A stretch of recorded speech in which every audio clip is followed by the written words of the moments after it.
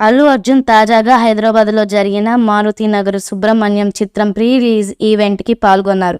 ఈ సందర్భంగా మాట్లాడుతూ చాలా ఎమోషనల్ కూడా అయ్యారు. లక్ష్మణ్ కార్య దర్శకత్వంలో రావు రమేష్ హీరోగా రూపొందిన ఈ చిత్రం ఆగస్టు 23న విడుదలకు సిద్ధమవుతోంది. అంకిత్ కొయ్య, రమ్య పసుపులేటి ఈ సినిమాలో కీలక పాత్రలో నటిస్తున్నారు. ఈ కార్యక్రమంలో అల్లు అర్జున్ గారు తన అభిమానులకు కృతజ్ఞతలు చెప్పారు. నా ఫ్యాన్స్ అంటే నాకు పిచ్చి. మామూలుగా ప్రజలు హీరోల అభిమానులుగా మారుతారు, కానీ నేను నా అభిమానులను చూసి హీరోనయ్యాను అని ఆసక్తికరమైన కామెంట్స్ చేశారు అల్లు అర్జున్.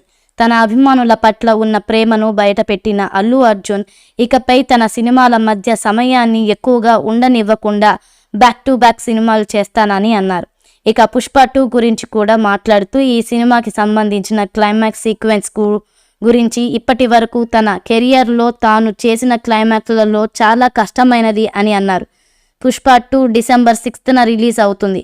ఇది మాత్రం ఫిక్స్, అసలు తగ్గేదేలే అంటూ అల్లు అర్జున్ గారు సినిమా మీద ఆసక్తిని మరింత పెంచారు. సుకుమార్ వచ్చి ఇంకా గట్టిగా చెప్పడంతో అల్లు అర్జున్ గారు తగ్గేదేలే అంటూ మేనరిజంతో చెప్పారు.